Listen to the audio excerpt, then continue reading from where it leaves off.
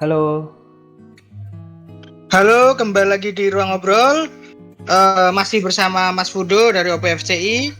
Seperti biasa di Senin malam ini kita akan membahas review One Piece chapter 1139. Sebelum dimulai, jangan lupa subscribe, like, dan share kalau kalian suka sama konten kami. Langsung aja kita bahas One Piece chapter 1139. Dari cerita simpul dulu kali ya Mas ya, dikit. Oke, dari cover story dulu ya. Paling ini ada dua siluet karakter yang kemungkinan bukan karakter baru. Paling Page One atau Ulti atau dua-duanya sih, sorry. Page One dan Ulti paling mungkin yang duo yang nggak mungkin King dan Queen kan ya? Nggak mungkin lah. Maksudnya kalau dua itu udah jelas Page One sama Ulti sih. Apalagi kalau ngelihat dari Tanduknya. siluetnya yang kiri kan ada kayak topi, yang kanan kan ada kayak yang menjumbai itu kan. Itu udah match sama deskripsi Page One gitu. Iya juga. Match sama topinya Page One ya yang kiri ya. Terus paling yang menarik ini Hushu ganti pedang. Saya biasanya kan pedangnya dia itu pedang pendek yang disembunyikan di sarung pedang yang panjang. Nah sekarang dia pedangnya pakai pedang normal. Nggak tahu ini kesalahan dari Oda Sensei atau emang pedangnya rusak pas lawan Jinbe. Tapi yang jelas pedangnya ganti di cover story ini. Mungkin langsung ke cerita utama ya Mas ya. Lingkaran.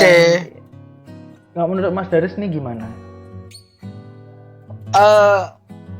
Lingkaran ini kan mirip dengan yang di Brook ya, tapi sebelum aku kesana kayaknya kamu dulu aja deh yang bahas soal apakah ini lingkaran yang sama dengan yang Gorosei itu kan, soalnya Luffy menyebutkan hal yang aku kayak ngelihat hal mirip nih belum lama.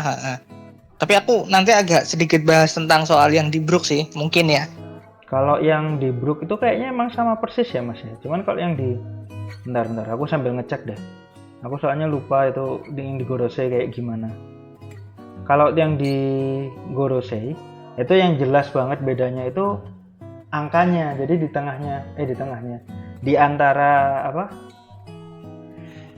di antara bintang itu, segitiga bintang-bintang itu ada angkanya sesuai sama urutan Gorosei-nya kayaknya. Kalau nggak salah Saturn itu angka 5. Yang sempat kita bahas panjang lebar itu angkanya.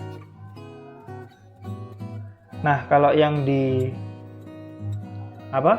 Brook ya tadi ya? Kalau yang di Brook itu kudu ngecek lagi sih, tapi kayaknya bentukannya itu agak beda. Walaupun emang sebagian besar dari lingkaran iblisnya Brook itu, Magic Circle yang di Brook itu, sebagian besarnya ketutupan gara-gara simbolnya Nikyu no Mi itu loh. Jadi sebagian besar ketutupan. Ini aku barusan ngecek, ya agak beda. Tapi yang menarik, kalau aku yang pengen oke. Lanjut dulu aja. Magic Circle ini tuh kayak baru gitu loh. Kayak baru dibuat, soalnya dia nutupin semua bekas kerusakan yang ada sebelumnya. Nah kan kalau misalnya dia dibuat dari lama nih, harusnya ada bekas rusaknya kan di atas Magic Circle ini. Iya, baru itu kan jelas jelas karena yang datang kan Shamrock sama Gungo kan. Shanks loh. Mirip sih. Cuman gini Mas, yang mau tak bahas itu, selama ini untuk munculin Magic Circle ini harus ada yang bikin. Paling nggak di area deket situ. Misalnya Saturn itu tiba-tiba muncul di Egghead waktu itu. Dia sendiri kayak bisa jadi kemungkinan dia sendiri yang munculin. Nah, ketika Gorosei lain mau kesana juga, Saturnnya bilang, aku akan siapkan lingkaran pemanggilannya gitu. The Summoning Circle-nya dia yang nyiapin. Nah, berarti ada yang nyiapin ini dong, kemungkinan. Soalnya kan Elbaf ke Mary Joyce itu jauh. Itu loh yang pengen tak bahas. Nah, kalau aku agak beda sih. Kalau aku sejujurnya melihat itu adalah one way jadi satu arah aja ya. Pokoknya kalau pengen kemana aja bisa, basically nggak harus ada pemantiknya. Nah, tapi karena ngelihat dari Gorosei yang satu, yang bagaimana kalau kita ngelihat dari Gorosei harus Saturn ada, dia ngemanggil semuanya ya. Nah, simbolnya kan beda tuh. Jadi nggak paham. ada batasannya gitu loh. Kalau orangnya sepowerful apa, jadi harus ada yang manggil. Kalau memang cuman orang doang, apalagi cuman 2 orang doang, ya bisa one way aja gitu. Nah, soalnya kalau kita ke sana ngobrolinnya ke harus ada yang dalam tanda kutip manggil, berarti ada pihak Elbaf yang berkhianat. Kalau kita kemudian ngasumsikan Jarul ya, ada bisa nyambung ke sana kan ya, dari beberapa teori kan. Tapi nggak apa-apa. Nah, tapi yang pengen ku bahas agak berbeda sih, ini kan lingkaran iblis ya. Kalau kita ngomongin di Wano, bukan Wano, kita ngomongin Brook gitu. Harahetania. Dia kan dianggap iblis yang datang kan. Jadi mungkin praktek Tenryubito datang ke dunia bawah pakai lingkaran iblis lalu membumi hanguskan apa-apa itu memang itu dianggap adalah perwujudan iblis yang ngamuk gitu. Make sense. Karena itulah kemudian legenda lingkaran iblis ini tersebar di mana-mana. Karena kalau ada lingkaran iblis itu pasti ada suatu kejadian yang malapetaka lah intinya. Sumber malapetaka gitu. Make sense. Aku ke situ sih pengen bahasnya. Ke legenda lingkaran iblis ini, legenda pemanggilan pemujaan iblis ini. Kalau ada yang datang, pasti malapetakannya datang. Basically kayak gitu. Paham. Cuman ya itu tadi. Aku itu aja sih. Yang menurutku sih Mas, nanti tak bahas lagi. Lingkaran iblis bakal tak bahas lagi. Tapi lanjut ke yang lain dulu. Yang ini dulu aja. Yang udah diduga banyak orang dari lama sebenarnya. Skoper Gaban. Kru sayap tangan kirinya Roger ya nyebutnya. Tangan kirinya Roger, aneh sih, tapi ya udahlah. Ya kan kalau tangan kanan tuh Rayleigh, tangan kirinya Gaban. Oh. Ya sebenarnya basically cuma menegaskan kalau dia itu kayak Sanji-nya Roger. Walaupun emang sifatnya jadi sama persis ya. Tapi mirip tetepan. Iya, nggak sama persis tapi mirip gitu. Kalau kita ngelihat Rayleigh itu kan mirip Zoro ya. Cool Swordsman. Jadi ini beneran ini lebih mirip sih. Yang ngakak gitu. Oke, gimana? Dan apa sih istilahnya? Gaban ini kayak emang kita semua itu udah banyak. Sebenarnya teorinya yang muncul di hadapan Crocus itu loh. Ini kan dikonfirmasi kalau yang muncul di hadapan Crocus di chapter berapa 400-500an aku lupa pasnya. Itu dikonfirmasi yang di cover story itu Mas. Dikonfirmasi kalau emang Gaban ya. Jadi sebenarnya chapter ini tuh walaupun emang nggak 100%, tapi banyak yang berteori sama. Jadi sebenarnya ini nggak ngagetin banget ya. Enggak sih. Ini kayaknya semua orang udah berteori ini sih. Dan ya benar, teorinya juga terbukti benar. Jadi kayak aku pengen menegaskan aja sih, nggak berarti kita berteori terus udah ganti loh. Ini udah teori udah lama. Nah ya. Kayak ini teori udah lama banget loh. Kalau orang yang di hadapan Crocus itu Skoper Gaban, ternyata beneran ya. Berarti kan nggak diganti gitu sama Oda. Kemungkinan besar ya. Orang teorinya udah di ini. Dan yang menarik dikonfirmasi kalau dia itu bapaknya Kolon. Ripley, ya itu udah sesuai juga. Kolon istri itu sesuai juga Ripley, dengan yang bapaknya Kolon. Sesuai teori juga ya Mas ya? Sesuai teori juga itu. Nah, yang menarik itu apa? Dia kan basically kayak Sanji kan ya. Cuman tipe yang kayak apa sih istilahnya? Cinta itu nggak mengenal batas istilahnya menurut dia. Dan dia nyebutin beberapa ras hybrid. Yang menarik itu kayak Buccaneers disebutin. Buccaneers kita semua udah tahu lah, terkenal itu. Terus Wotan tuh setengah raksasa, setengah ikan. Itu pertama kali muncul di Long Ring Longland yang kalau teman-teman ingat yang Davy Backfight lawan Foxy Pirates, itu ada Wotan di situ. Mas Dodis ingat nggak itu siapa sih nama karakternya? Masih. Big Pan kalau nggak salah. Masih kok. Big Pan. Yang lawan Sanji sama Zoro.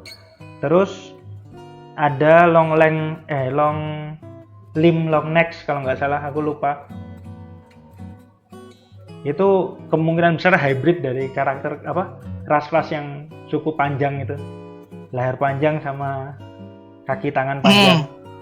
Nah, yang menarik tuh Dosun Dada, Mas. Aku nggak ngerti, ini nggak pernah disebutin, nggak pernah nggak ada petunjuknya apa-apa. Berarti belum keluar kan memang? Kemungkinan memang belum keluar. Nah, ini signifikansinya apa ke depan? Soalnya ini Oda biasanya kalau nge-drop hint kayak gini tuh kadang-kadang tiba-tiba relevan. Yang pengen tak sambungin, bisa jadi ini kan hybrid ya. Bisa jadi ini hybrid penting gitu. Kayak Buccaneers kan hybrid penting ya. Menarik kalau ternyata nanti Dosun Dada ternyata hybrid penting, kayak misalnya setengah Lunarian atau setengah Skypian yang kita belum tahu ya Mas ya. Terus Usopp ini ngedengerin cerita soal Skopper Gaban. Yang menarik, Jinbe sama Sanji ini ekspresinya kayak mereka udah pernah dengar, dan Jinbe udah menegaskan kalau semua orang emang tahu cerita itu. Tapi Usopp malah nggak tahu. Terus gimana? Ya, legendanya, berarti kan emang legendanya ceritanya kayak levelnya. Kalau nggak salah ingat ya, di Sabaudi itu Usopp tahu ceritanya Rayleigh.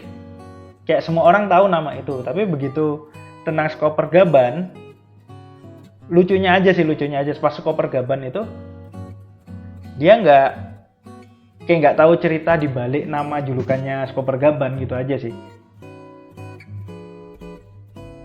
Meskipun Jinbe bilang semua orang familiar sama cerita itu, jadi mungkin Usoppnya aja yang emang nggak baca sejauh itu tentang ceritanya. Ya, atau kadang-kadang kita harus bilang simply Oda lupa. Bisa jadi. Tapi ya nggak masalah juga kalaupun memang kan? Bisa jadi Usopp cuma tahu namanya aja gitu kan. Soalnya Usopp tuh cukup resource knowledgeable ya dia soal hal seperti ini ya. Iya. Kalau yang ngomong tuh Zoro sama Luffy mungkin ya kita paham, tapi karena Usopp aku agak kalau Brook sih harusnya meragukan.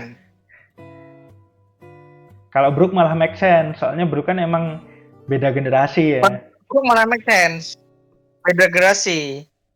Ya kadang-kadang kita lupa kalau Brook itu berada di generasi yang berbeda ya. Nama Roger senior aja dia nggak familiar kok awalnya.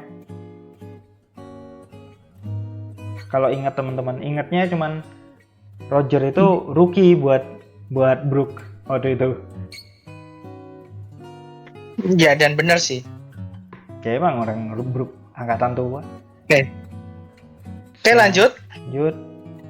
Nah, kunci. Akhirnya dikasih lihat kuncinya ya Mas ya. Aku suka ininya sih. Paralelnya Gaban sama Roger sama Luffy. Jadi tipenya Gaban itu kayak ngasih warning dari awal. Nah, ini yang bikin aku ngerasa menarik. Yang menarik itu ngerasa itu emang Roger sama Luffy itu beda. Bedanya kalau Luffy sama Zoro itu saling dukung. Mereka sama-sama unik, dua-duanya itu sifatnya similar. Kalau di Roger Pirates aku bisa ngelihat kalau Rayleigh itu lebih banyak Gaban tuh lebih banyak sama Rayleigh daripada sama Roger dalam hal perdebatan kayak gini. Rayleigh tuh kelihatan, Aku gak masuk. maksudku tuh gini, Rayleigh tuh kepalanya kayak lebih berkepala dingin, dia juga lebih kelihatan cerdas. Jadi ketika ada resiko-resiko apa, dia itu bakal siding with bakal sepihak sama Gaban kalau kita itu harus tahu risikonya. Sementara kalau Sanji, Zoro, Luffy, Zoro bakal sepihak sama Luffy, sama-sama ngawur. Sanji yang ngasih tahu resikonya apa, kayak di awal-awal Elbaf itu gitu kan. Kalian tuh jangan saling manas-manasin kasarnya. Itu Sanji yang kayak gitu. Jadi bedanya. Ya, aku paham maksudmu. Bedanya Roger sama Luffy di situ. Kalau Roger itu yang ngawur Roger doang. Kalau di Luffy, Zoro, Sanji yang ngawur tuh Luffy sama Zoro. Soalnya Rayleigh kan kelihatan pinter ya. Ya, bukan kelihatan, emang pinter sih. Apalagi dibanding Zoro. Ya. Nah, yang menarik itu yang pengen tak bahas tadi, yang tak bilang pengen tak bahas tadi itu, ini kan kita bakal ngelihat kayak apa ya istilahnya? Kayak ingat nggak Mas yang Kakashi minta direbut lonceng sama Naruto sama Sakura sama Sasuke? Ini adegannya bakal mirip gitu. Jadi Gaban itu minta Luffy buat ngerebut kunci ya kan? Semacam tes kekuatan lah istilahnya. Apakah Luffy itu bakal bisa nahan Loki seperti yang dia bilang gitu? Feelingku sih arahnya ke sana ya. Iya, feelingku arahnya ke sana atas kekuatan. Cuman ini yang mau tak bilang di awal tadi, karena Shamrock sama Gunko mau manggil orang ketiga ke sini, kemungkinan mereka bakal apa sih istilahnya? Bakal berhenti ininya. Pertarungannya itu bakal berhenti, nggak bakal ada solusi apa sih? Konklusi ya, nggak bakal ada konklusi ya. Nggak bakal ada konklusinya, karena tiba-tiba nanti bakal ada orang ketiga yang datang dan mereka terganggu oleh itu, pengen ngecek, oh ternyata ada intruder. Jadi taunya itu di sini nanti. Taunya kalau ada Gorosei, bukan Gorosei, Holy Knight. Itu bakal di sini. Oke, kalau aku agak berbeda sih. Gimana Mas? Harus selesai dulu sih. Soalnya kalau selesai pertarungan kalau gini, ketika pengujian itu selesai berarti bahasanya mungkin pembaptisan itu selesai toh. Jadi mengakui loh. Luffy diakui oleh si Gaban. Nah, baru setelah itu selesai baru kemudian muncul. Kalau itu terjadi, tag timnya mereka jadi tidak terganggu. Kalau belum selesai, situasi itu chaos. Soalnya kalau aku ya, tag timnya jadi tag timnya terganggu. Jadi kayak kenapa aku harus bantu kamu gitu? Kenapa aku harus mempercayakan ini ke kamu? Kamu sekuat apa aku nggak ngerti. Orang belum selesai. Kalau aku lebih ke ini sih ya Mas ya. Nanti Luffy sama Zoro atau mungkin Luffy doang tetap bakal bisa benar-benar apa ya istilahnya, bakal bikin Gaban tetap impressed, apa sih, terkesan. Aku yakin ini Gaban bakal tetap terkesan, cuman dia nggak bakal benar-benar selesai karena ya itu tadi, karena tiba-tiba ada gangguan. Soalnya kalau diselesaikan di saat itu juga kayak menurutku ya kayak bukan stylenya Oda untuk memperlihatkan Roger itu kalah atau orang-orang dari generasi lama yang berpihak sama Luffy itu kalah. Kamu gini, kan nggak harus kalah kan? Soalnya kan tadi kamu ngomongnya ujian kan? Aku tidak akan ngomong ini harus ngalahin Gaban ya. Jadi pokoknya pengujiannya selesai. Pengujiannya selesai, baru kemudian kalau nggak selesai, kunci itu nggak bisa diambil. Kemungkinan sih tetap bakal selesai, tapi selesainya tidak seperti yang kita bayangkan dengan Luffy 100% ngerebut kuncinya misalnya. Iya, kalau aku sih poinnya either way selesai. Pembuktiannya selesai. Agar apa? Agar kuncinya bisa dipasrahin pada Luffy, kemudian Luffy membebaskan Loki. Kalau enggak, jadinya beneran kentang semua. Kenapa? Iya sih. Kenapa aku harus masrahin kuncinya ke kamu? Kalau kita membebaskan Loki dengan adanya penyusup, situasi malah tambah chaos. Aku nggak ngerti kamu sekuat apa gitu. Tapi kalau selesai, kunci dipasrahin, intruder datang, cerita bisa jalan dengan hurdle-nya jadi berkurang gitu loh. Iya sih. Karena ini cerita Elbaf tuh beneran gaspol.